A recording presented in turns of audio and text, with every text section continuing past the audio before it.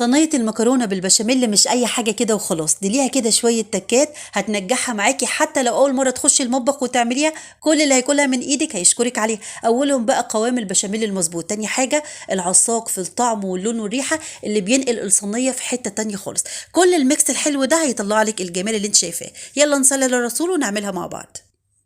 اول حاجه هنعمل العصاج مع بعض. ضفت طاسه سخنه على النار فيها معلقه سمنه سخنتها، وفرمت في الكبه بصلتين متوسطين فرم خشن متوسط.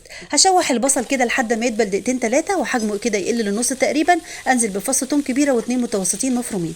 التوم هنا هيديكي تست جميل، لو مش متعوده تضيفيه جربي وشوفي الفرق في الطعم والريحه. على نص كيلو من اللحمه المفرومه نقلب كده والنار تكون عاليه لحد لما تخش في السوا ولونها يغير بالشكل الجميل ده. هنضيف بقى شويه من الملح نظبطه ورشه كده من البابريكا وبهارات اللحمه والفلفل الاسود وكمان جوز الطيب لو مش حباها يكون قرفه، وما تزوديش بهارات تانية عن كده. ندي بقى تسكيره حلوه للعصاج. هاتي طماطميه كبيره ابشريها، بتخلي العصاج طعمه زي السكر الطماطم الفريش، ومعلقه كبيره من الصلصه ونص كوبايه من الميه بدافع عشان اضمن ان اللحمه تكون معايا مستويه سوا تام. بعد شويه للامانه حسيت ان العصاج فتح شويه، نزلت بمعلقه كبيره من الصلصه تاني، انا بحبه يكون محمر. هنقلب كده ونهدي النار ونسيب بقى اللحمه تستوي كده براحتها. الله بقى على الريحه والجمال واللون، شايفين حاجه كده تحفه كانت قلب الدنيا. هرفعها بقى كده ونسيبها على جنب، ويلا بينا نضيف حله على النار فيها ميه بتغلي ومعلقه كبيره من الملح بدون زيت نهائي. هنزل بقى بنص كيلو من المكرونه القلم مع التقليب المستمر. هنبدا نسويها نص سوا، مش 3/4 سوا، لا نص سوا، ما تتكيش عليها ابدا وبعد كده نصفيها. هنجيب بقى وok او حله غويطه ننزل على طول ب3 معالق كبار من الماده الدهنيه. انا بعمل ميكس ما بين السمنه والزبده، حابه تضيفي زيت وسمنه زي ما انت عاوزه. يسخنوا وانزلي ب3 معالق زيهم كبار من الدقيق مليانين بشكل هرمي. النار في الاول كانت عاليه الحقيقه، هديت النار وحبيت اسوي الدقيق كده على نار هاديه لحد ما ياخد افتح درجات اللون الذهبي. ما تغمقيش ولا يحروق منك، يعني خلي النار هاديه عشان ما يغمقش معايا البشاميل. كنت غاليه كيلو من الحليب ده كامل الدسم، ضفته كده بالقشطه بتاعته بكل حاجه. لما بحب اعمل بشاميل بستخدم حليب بلدي او اي نوع حليب انتي تفضليه.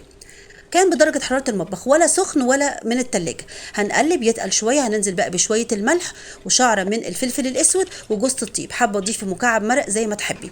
أنا عاوزة القوام هنا معايا متوسط. هعمل إضافة بسيطة، مش حابة تضيفيها ما تضيفهاش. كان عندي شوية جبنة موتزاريلا ضفت نص كوباية منها، ونقلب كده هتديكي مطة وطعم خطير. والبديل بقى هيكون معلقة كبيرة من القشطة لو الحليب بتاعك خفيف شوية أو معلب، أو كمان معلقة كبيرة من أي جبنة كريمي أو مكعبين 3 من الجبنة الكريمي.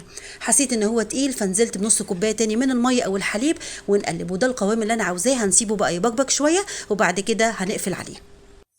بعد كده جبت بوله غويطه وهقسم كميه البشاميل على جزئين. هسيب بقى الحبه دول على جنب واضيف اللي باقي من المكرونه على كميه البشاميل المتبقيه. ادي بقى تقليبه حلوه وغلفي المكرونه بيه تطلع جوسي وجميله في نفس الوك او الحله بدون ما نعمل مواعين كتير. جهزي بقى القالب اللي هتعملي فيه المكرونه، بايركس او الومنيوم. هتضيفي شويه من البشاميل في النهايه بدون اي ماده دهنيه. ليه بنضيف البشاميل؟ عشان لما اجي اقطع واطلع قطعه المكرونه ما تلاقيهاش لازقه معاكي تحديدا في الصينيه الالومنيوم. هقسم بقى كميه المكرونه كده واوزعها. مفيش مانع اضيف شويه من البشاميل تاني كبشه ولا حاجه. وادي العصاج لون وطعم روعه. انا بحب اعمله بالطريقه البسيطه السيمبل كده الكلاسيك بتاعتنا بدون بهارات كتير ولا كمان جزر ولا فلفل. وطبعا الاكل اذواق، حابه تضيفي تقللي او تزودي زي ما انت عاوزه، انا بديكي افكار براحتك خالص. جربيها على طريقتي بجد هتعجبك جدا جدا. شويه بقى من الجبنه الموتزاريلا لو متوفر، وبعد كده هنزل باللي باقي من المكرونه اوزع كده بالمعلقه واساوي الوجه واغطي باللي باقي من البشاميل وجه المكرونه. الحمد لله الكميه غطت معايا الصينيه. شايفين رغم ان هو كان برد لكن قوامه متوسط، وده دليل على نجاح صوص البشاميل والمقادير بتاعته. تعالى اقول لك 3 افكار تعملي بيهم وش حلو.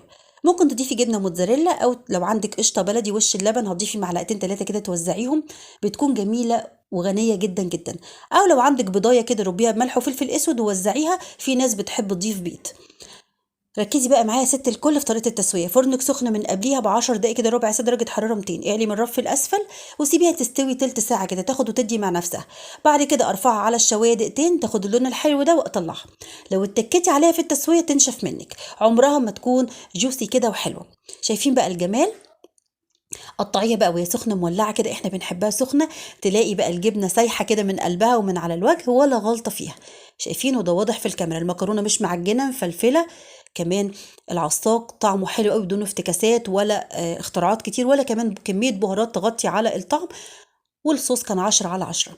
لو بتحبي القطعة متماسكة هتسيبيها في مكان هاوي قدام مروحة ولا حاجة تكون دافية، هتطلع معاكي القطعة متماسكة وجميلة. إن شاء الله متأكدة هتعجبكم جدا جدا الطريقة دي، ومش هتبطلوا تعملوا صينية المكرونة غير بطريقتي. ألقاكم في فيديو جديد ومستنية رأيكم فيها، وباي باي.